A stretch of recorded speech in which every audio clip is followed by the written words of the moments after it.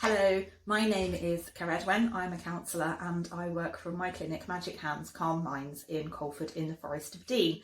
And this is one of a series of videos talking about mental health issues that people may not be aware of, that are less well understood, or that people may not even realise are a thing. Today I'm going to talk about toxic relationships and how to tell if you are in one.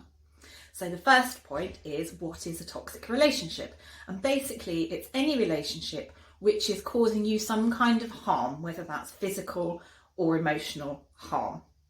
Now, when we think of abusive relationships, we tend to think of physical violence, and that's obvious, you know that's happening. Mental and emotional abuse feels very different and it can be a lot harder to spot. But if you are suffering mental or emotional abuse, then you are in a toxic relationship. So the first thing to remember about these relationships is the other party may not be doing it on purpose. They may just be reacting and responding in the way that feels right to them, or they may be perfectly well aware of what they're doing and their objective is to manipulate you. It sort of doesn't matter which one it is, but it's important to remember that they're not necessarily doing this on purpose because they hate you or because they're a horrible person. It could be that they have no idea what they're doing.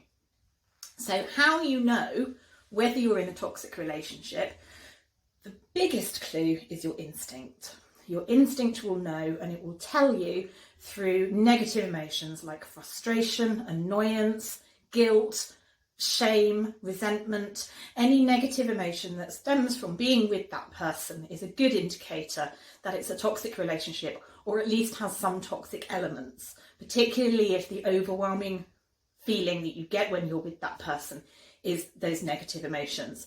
If they just tick you off a bit every so often, that's not the same thing at all. That's just normal interactions. But if whenever you see or hear from this person, your feeling is, oh God, not them again, that's a really good clue, and it's about the best clue you're going to get, to be honest. In a toxic relationship, the other party is all about them. It's about what they want, what they need, what they feel, nothing about you unless they're trying to criticise you or demand that you do something. So they'll talk about you a lot, but what they're actually saying is their opinion of you. It's all about them and what they need. So, for example, after all that I've done for you, I thought you would have done that. I can't believe you don't think that's reasonable. Oh, well, of course, if you don't want to make me happy, then that's your choice. All of this kind of stuff, it's nasty. You can tell that they're having a go. And they will quite often demand that you do things their way, demand that they're involved in things, demand that you include them in stuff that's really nothing to do with them. Parents, mothers and mothers-in-law are the most usually guilty of this, but by far from the only ones who are guilty of it. Anybody can be party to a toxic relationship. You also see them quite a lot in workplaces, not least because you don't have a choice there of who you socialise with, and people have an ulterior motive, which is to get on. So if you're in a workplace where somebody is always backbiting or spreading bad words about people, that's a toxic relationship as well. So what can you do about this situation? You can end up feeling really helpless, particularly if the toxic person is a member of your family or is a colleague or even a boss. It's very difficult to see a way to get out of that. You can. It doesn't matter who they are. It can be your mother, it can be your partner, it can be your manager. You can cut these people out of your life. Now, you may not want to do that because obviously that will come with consequences. If you cut your manager out of your life, that means you're going to have to get a new job. You cut your mother out, that might mean you lose childcare. There's all sorts of implications that you will need to consider. But you can cut anybody out of your life completely, regardless of who they are, if you choose to. If you don't want to do that, then the key is boundaries. So if this person is continually demanding that you do things for them, say no. And when they guilt you and talk about, well, if you really cared about me, I'm sure you'd help me out, or I thought I could ask my daughter if I couldn't ask anybody else, ignore it. Yes, you will feel horrible and squirmy inside, but this is about them. Guilting you is about their emotions and what they want, and nothing to do with your behaviour. And that's a really important thing to remember. If you say no and somebody is upset, that does not mean you should have said yes, because you're making the decision that's right for you, taking account of your relationship with that person, what they're asking for, and how much you want to give it.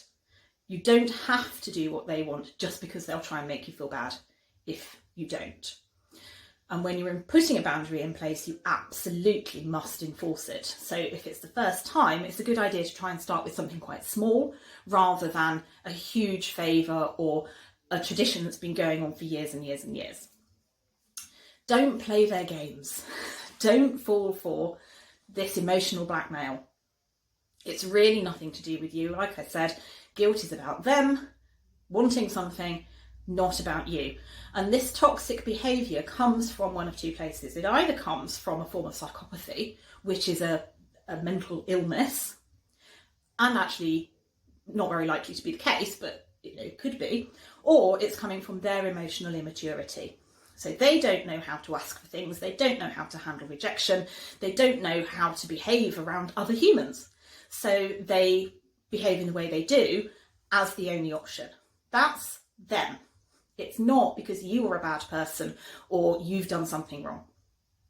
Toxic behaviour is always about the person demonstrating that behaviour and never about you. Even if you have done something to upset somebody, a non-toxic person will say, when you did that, I was really upset. A toxic person will come to it passive aggressively, or they will pile guilt on you about, I can't believe you spoke to me that way, and I can't think anybody else would have done that. God, I wouldn't have expected that from you. That's toxic. So don't fall for it. If you really struggle with this, then doing some work on your own self-image is important, because it's very easy, if you've been in this kind of relationship for a long time, to believe the press that you're hearing, that you are a letdown, that you are a disappointment, that you are a terrible daughter, sister, partner, brother, whatever it is that you are. Don't fall for that. You are not.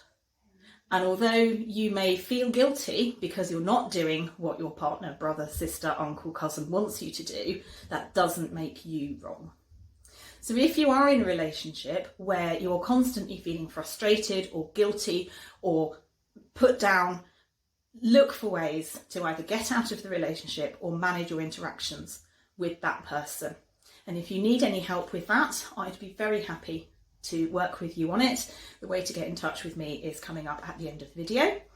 I hope you found that useful. If you did, please let me know.